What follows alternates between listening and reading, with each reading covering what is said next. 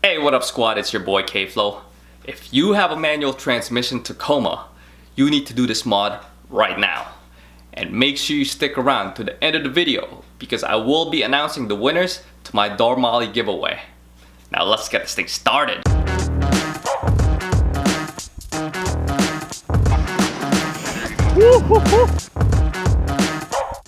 If you're new to this channel, my name is K-Flow and I make the most in-depth Toyota Tacoma DIY tutorials.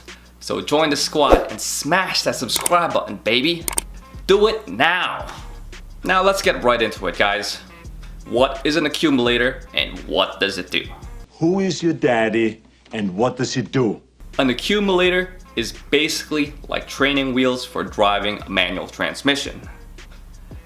It's supposed to reduce the wear and the shock on your driveline by damping the hydraulic system. But if you're an expert manual transmission driver like me, then you don't need that shit. Now let's take a look at this a little bit deeper and study some diagrams. So as you can see, the clutch pedal is directly connected to the master cylinder. And then that master cylinder is connected to the clutch release cylinder, which pushes on the clutch and disengages your transmission. Now unfortunately, with the manual transmission Tacoma, they put this accumulator in between the clutch release cylinder and the master cylinder. And let's take a look at this diagram to further see what it does. It works by slowing down the hydraulic pressure and dampening it as force is applied to the system. Now there's really nothing wrong with this accumulator system unless you're a straight noob. But if you're like me and you've been driving manual your whole life, then you know that the shifting on the Tacoma just feels sloppy, delayed, and very inconsistent. Now this mod will make your shifting much more controlled and it will feel so much smoother when you're driving the truck.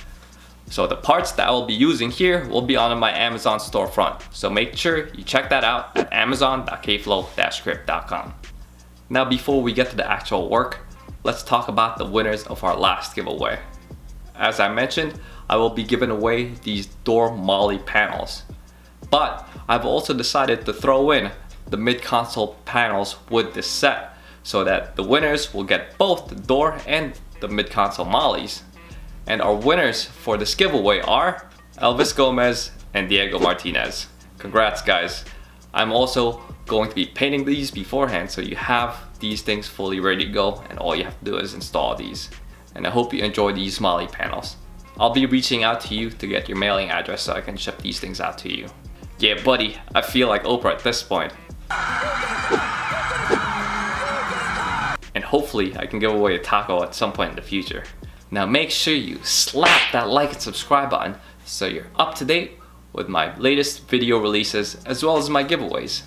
Now let's get to the garage. We'll have to start by first clamping down that brake line. So the first thing we're going to do is remove that cover plate right next to that transmission. And that cover plate covers the clutch release cylinder.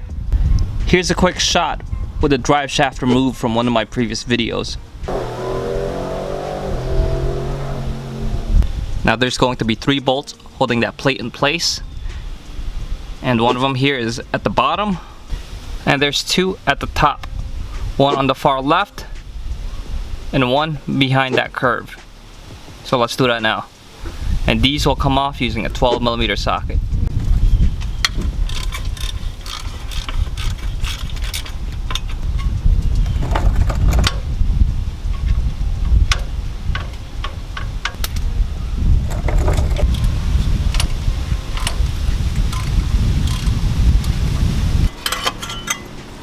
So now we have clear sight of the accumulator and the clutch release cylinder. Now we can hit those fittings with some PB blaster.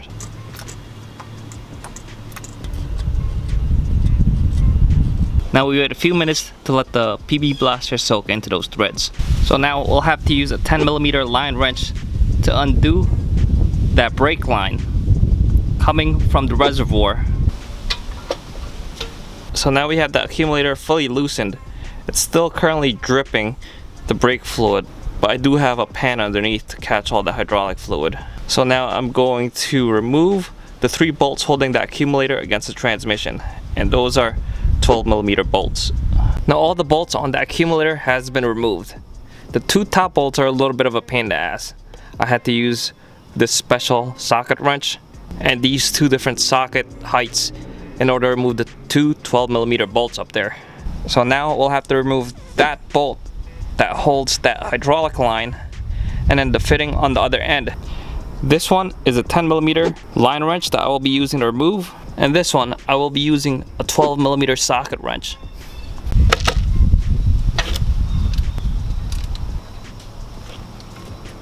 This one is a 10mm line wrench.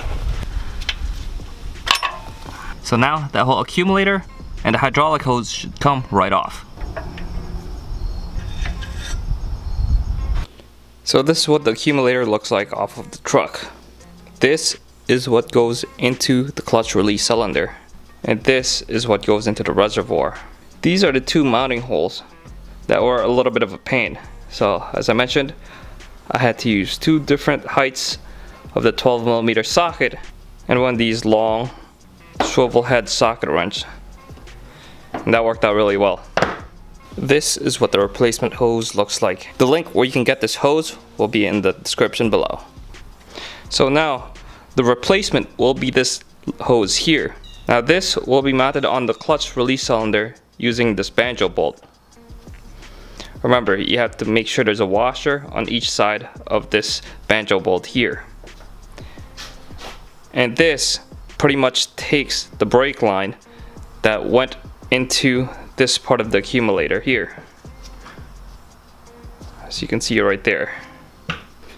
Now we can also remove this hose clamp so that we can reuse it for that upper hose.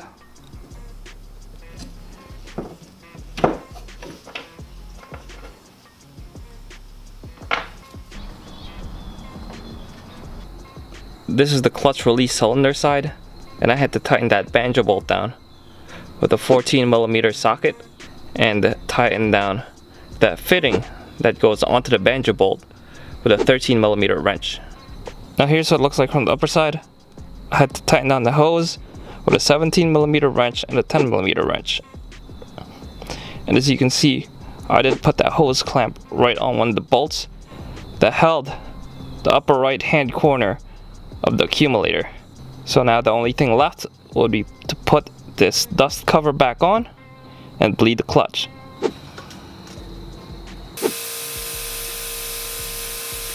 So that's what the finished install looks like, guys. It's very clean with that stainless steel. And here's the shot from the bottom. I have to say, guys, this mod is a must-do for your manual transmission Tacoma. Clutch engagement and the overall driving experience is just so much better. No more sloppy shifting. Now you do have to make sure that there are no leaks after you do this job, and you do that by getting one of your friends or family members to just pump the clutch a few more times and have them hold it for 20 or so seconds while you look underneath and check the fittings for any leaks or any dripping of that hydraulic fluid. So that's pretty much it for this video, guys. I hope you enjoyed it.